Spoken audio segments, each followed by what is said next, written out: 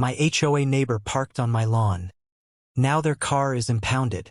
There are two kinds of men in this world, those who build and those who take. I've always been a builder.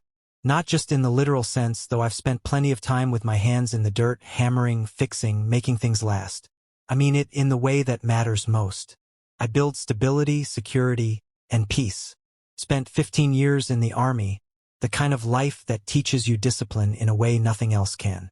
I learned to wake before dawn, to make every movement purposeful, and to appreciate the things most people take for granted. A safe home, a warm meal, a quiet night's sleep. I served in places where men had no say in their surroundings. Places where walls weren't made of brick and siding but of sandbags, steel plates, and whatever we could scrape together to keep ourselves alive. Where sleep was never deep, because you didn't know if the next explosion would be near enough to matter. Where peace was a luxury, a concept so distant it felt like something from another world. I carried those years with me long after I took off the uniform. I don't talk about them much, not because I don't remember, but because some things don't need to be said out loud to stay real. When I came home for good, I promised myself one thing. My family would never have to live like that. I married my high school sweetheart, Emily, the kind of woman who saw me at my worst and still believed in the best parts of me. We had 2 kids, a boy and a girl, both still young enough to believe their father was invincible. I took a civilian job that paid well enough to buy a modest but comfortable home, one I could call my own. Not the biggest house on the block, not the fanciest, but solid, well-built. And I took pride in that home. I wasn't the kind of guy who let things go to waste. I mowed my lawn every Sunday, sharp edges, clean lines, watered it, fertilized it, kept it green even when the sun tried to beat it down. I built a wooden fence with my own hands, stained it myself, made sure it was sturdy enough to last for years. Some men find peace in fishing, some in woodworking. Me? I found it in my home and my routine. It was my little corner of the world, and I'd earned it. The neighborhood itself wasn't perfect, but it was good. Before Stephen moved in, the house next door had belonged to Mr. and Mrs. Hoffman. They were older, pushing their 70s, and had lived there for nearly 3 decades.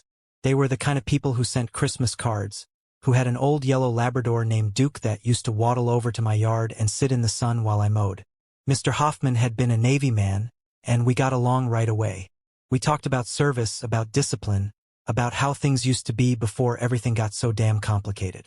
Emily used to take them homemade bread, and in return, Mrs. Hoffman would bring over warm cookies for the kids. The kind of quiet, neighborly friendship that didn't need constant conversation, just mutual respect. When Mrs. Hoffman passed, Mr. Hoffman lasted another year before moving to Florida to be with his daughter. I helped him load the last of his boxes into the moving truck, shook his hand, and wished him well. The house sat empty for months, waiting for new owners. Then Stephen moved in, and everything changed. Now, Stephen wasn't the first younger guy to move into the neighborhood. Over the years, we'd had plenty of families come and go. Some were great, some kept to themselves, but none of them were problems. Stephen? He was a problem from the start. He didn't introduce himself, didn't wave, didn't bother with so much as a nod when we crossed paths. Moved in fast. 1 truck. A couple of guys unloading furniture. No conversation, no effort to settle in. I didn't think much of it at first. Figured maybe he was just private. I'd planned to introduce myself when I saw him outside. Then came Friday night, and everything I had built, the peace, the routine, the respect, was shattered. The music started around 8 p.m. loud, but not unbearable. I figured it was just a housewarming thing, a couple of friends over. Nothing to get worked up about. By 10 p.m., the bass was shaking our walls. By midnight, the entire street was packed with cars, and people were spilling onto his lawn and the sidewalk. I saw strangers smoking, laughing loudly, tossing beer cans onto the street. Inside my house, my wife was wide awake, irritated. My kids couldn't sleep. I stepped outside, arms crossed, watching the chaos unfold. I wasn't going to make a scene, not yet, but I expected Stephen to notice. Expected him to at least make an effort to keep it down. He didn't. At 2 a.m., the music was still blasting. I knocked on his door, firm, but not aggressive. Took a minute, but finally Stephen answered. He was grinning, clearly buzzed, holding a half-empty beer bottle. Behind him, I could see people crowded in his living room, laughing, shouting over the music. "Hey man," he said, way too cheerful. I kept my voice calm but firm. "You mind turning it down? My kids are trying to sleep." Stephen laughed. Not an apologetic chuckle, a dismissive, amused laugh. "Ah, come on man, we're just celebrating." He clapped me on the shoulder like we were old friends. "New house. New beginnings, right?" I didn't move. "I get that," I said. "But it's 2 a.m., and people have work in the morning. Keep it down." Stephen rolled his eyes but nodded. Yeah, we'll wrap it up soon." He didn't. At 4 a.m., the music was still going. The only reason it finally stopped was because someone else must have called the cops. By 5 a.m., the last guests were finally stumbling to their cars. And I knew this wasn't a one-time thing. Stephen was going to be a problem. The morning after the party, I woke up exhausted. My kids were cranky, my wife was fuming, and my quiet Saturday morning had been completely ruined. I stepped outside with my usual coffee in hand, hoping to clear my head. Then I saw it. A black sedan, parked directly on my lawn. I stared at it, gripping my mug a little tighter. It wasn't just nudging over the curb. It was fully parked on my property. Tire tracks cutting into the grass I had worked so damn hard to maintain. I set my coffee down and walked up to it, looking for a note, some kind of explanation. Nothing. I already knew who it belonged to. Stephen. I walked next door and knocked, louder this time. After a few moments, the door swung open. Stephen stood there in sweatpants and a stretched-out t-shirt, looking like he hadn't slept much either. He blinked at me like I was an unexpected delivery. "Yeah," he muttered. "I didn't waste time. Your car's on my lawn." He squinted past me. Then, "I swear to God," he smirked. "Yeah." Silence. I waited for him to say something useful. Maybe an apology. Maybe an "I'll move it." Nothing. I felt my patience wearing thin, but I kept my voice steady. "Move it." Stephen leaned against the doorframe, looking completely unbothered. "No room anywhere else." I frowned. "There's plenty of room on the street." He shrugged. "Didn't want to block my driveway." I exhaled sharply. "So instead of parking in front of your house, you parked on my property?" "It's just grass, man." Something about the way he said it, casual, dismissive, like my time didn't matter, made my jaw tighten. "It's my grass," I said evenly. "And your car doesn't belong there." He let out a short, mocking laugh. "Jesus, you that uptight about a lawn?" I stepped forward slightly, enough to make it clear I wasn't playing games. "Move it." Stephen sighed like I had just asked him to carry a boulder up a mountain. Yeah, I'll get around to it." Then, before I could say another word, he shut the door in my face. I stood there, breathing slow and steady, forcing my hands to unclench. For the next 2 weeks, I thought maybe that was the end of it. Then came another Friday night. The music started again. Loud, obnoxious, worse than the first time. By midnight, the street was flooded with cars and drunk strangers. By 2 a.m., I walked outside and saw 6 cars parked on my lawn. Not just Stephen's this time. His guests were doing it too. I stood there at the edge of my porch, arms crossed, watching as people laughed and stumbled around on my property. Stephen hadn't just ignored my warning.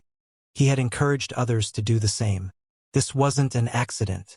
This was blatant disrespect. I could have gone over and started a fight right then and there, but I didn't. I took pictures of every car, every license plate, every bit of damage to my lawn. And the next morning, I went straight to the HOA. At the HOA office, Kimberly, the chairperson, greeted me with her practiced smile.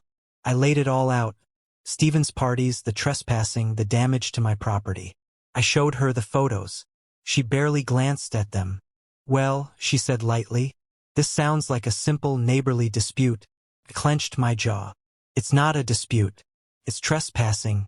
Kimberly gave another tight, polished smile, like she had already decided not to help before I even walked in.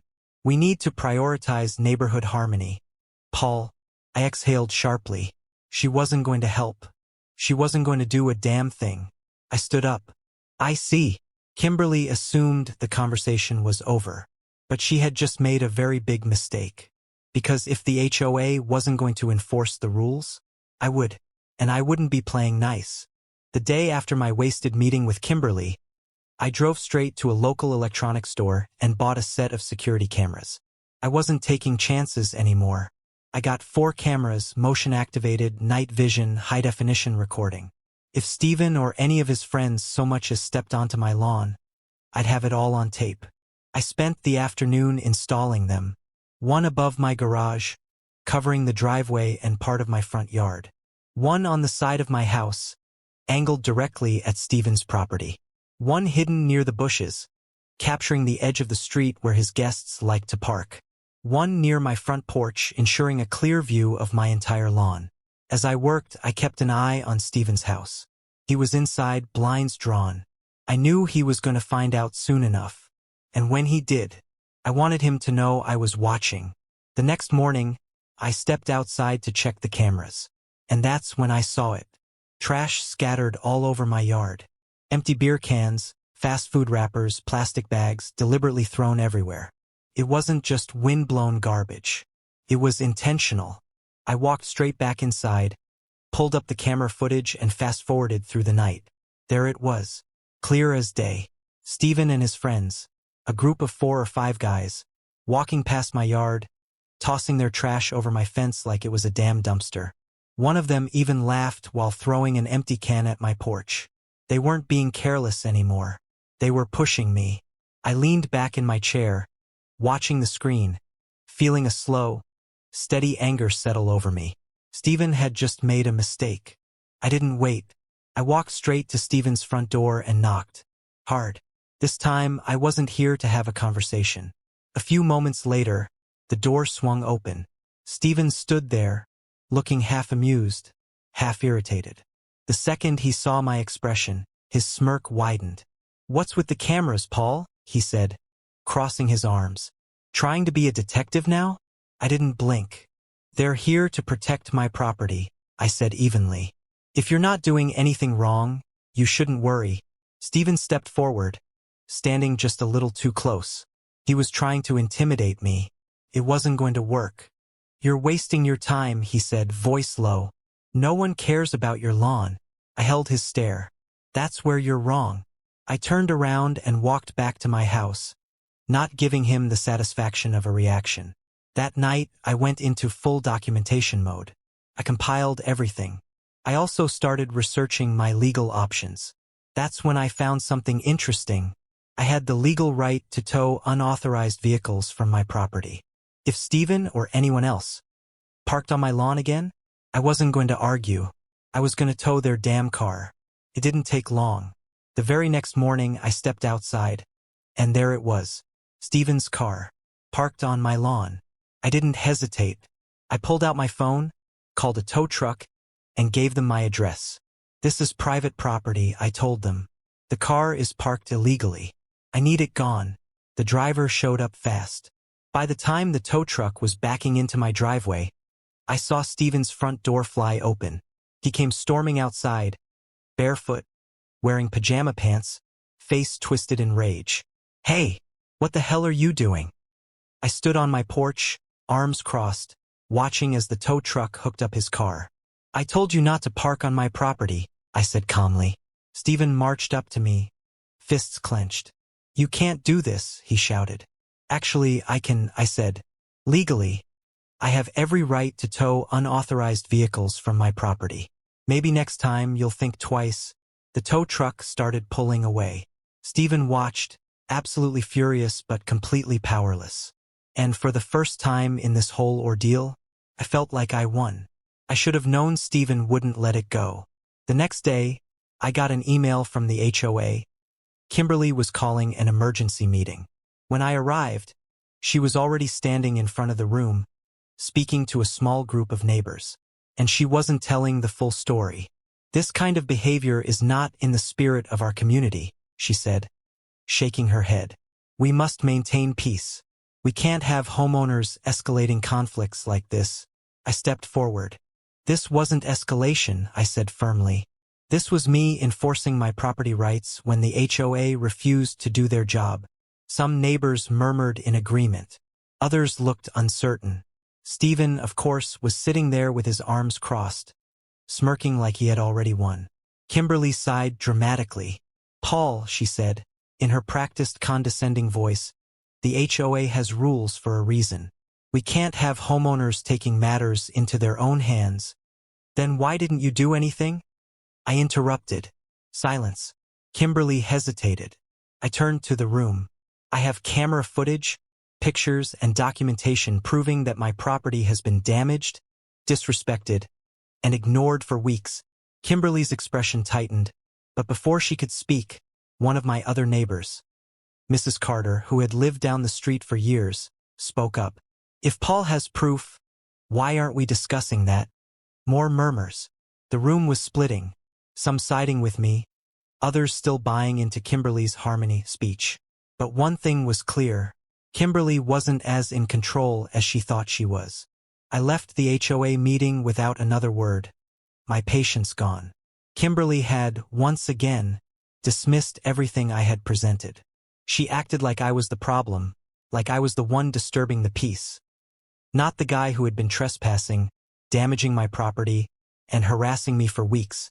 I had wasted enough time trying to work through the HOA. I wasn't wasting another second. I drove straight to the police station. I handed over photographs of the damage, copies of my reports to the HOA, records of my complaints being ignored. The officer listened carefully, occasionally nodding as he took notes. When I finished, he exhaled slowly. "This is a solid case," he said. "Trespassing, harassment, and property damage. We'll start looking into it." I thought it would take weeks, maybe even months, before anything happened. I was wrong. A few days later, I got a call. And what the officer told me, I hadn't seen it coming. During the investigation, the police uncovered something far bigger than just neighborhood disputes. Kimberly and Stephen weren't just neighbors. They were involved. And by involved, I mean Kimberly had been secretly giving Stephen cash for years. She helped him move into the neighborhood by paying part of his house deposit. She was cheating on her husband with him. She used HOA funds to cover Stephen's fines in the past, stealing money that was meant for community upkeep. It was all there: bank records, withdrawal patterns, evidence of her funneling money to him in small amounts over time. This explained everything. Why Stephen never faced consequences. Why Kimberly ignored my complaints. Why she kept insisting on neighborhood harmony while letting Stephen do whatever he wanted. She wasn't just protecting him. She was invested in him. The police had enough to move forward. The case moved fast.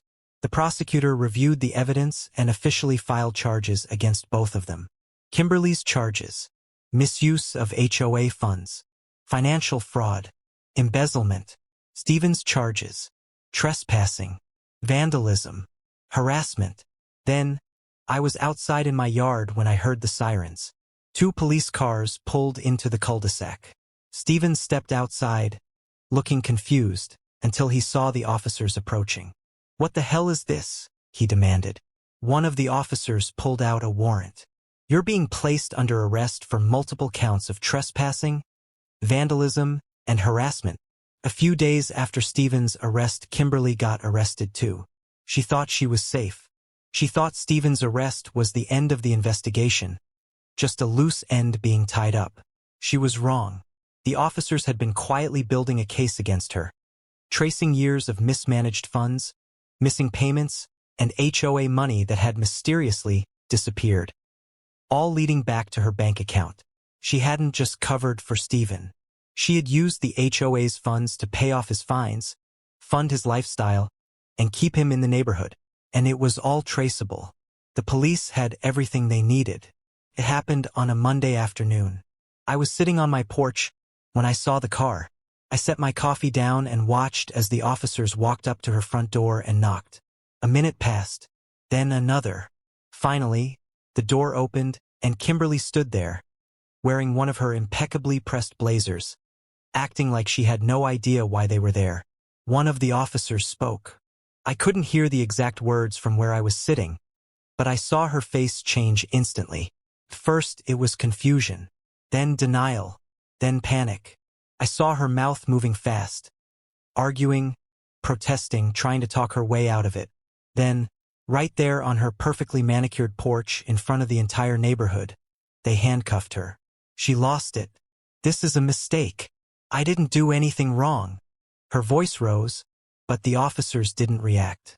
"You can't do this," she shrieked, twisting against the cuffs. "I'm the HOA chairperson." The words sounded pathetic the moment she said them. That title had meant power to her for years. Now, it meant nothing. A few neighbors had stepped outside, watching the scene unfold. No one spoke. No one defended her. It was over.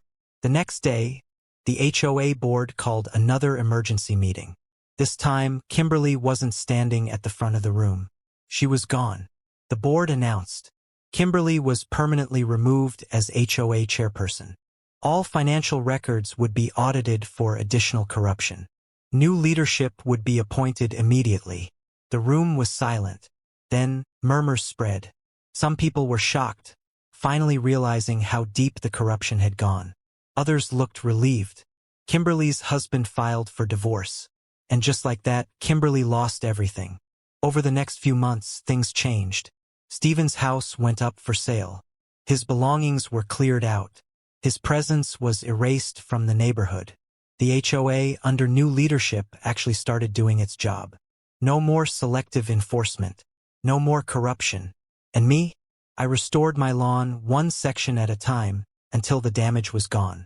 After the turmoil with Stephen and Kimberly, my family and I decided it was time to escape and recharge.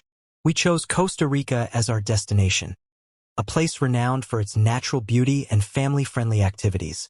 We began our adventure in Arenal, home to the majestic Arenal volcano.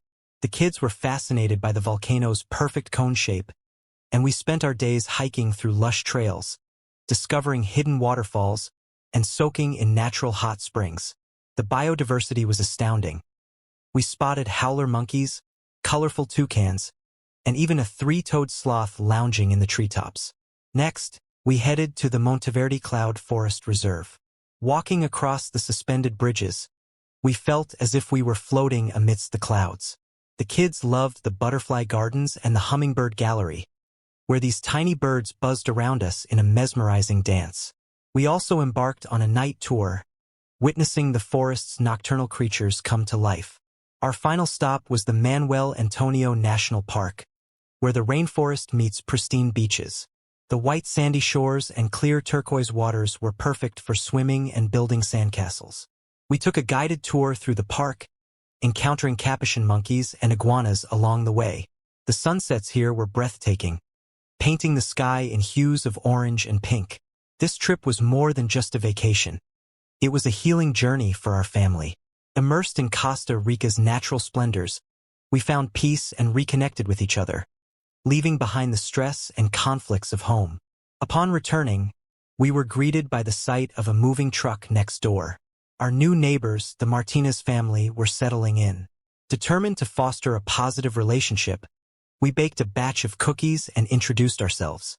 The Martinez family, Carlos, Maria, and their 2 children, were warm and friendly. Over the next few weeks, we shared meals, exchanged stories, and even planned a neighborhood barbecue together. It was refreshing to have considerate and respectful neighbors who valued community as much as we did. In the end, the challenges we faced led us to a place of tranquility and new beginnings. Our home was once again a sanctuary, and our neighborhood felt whole.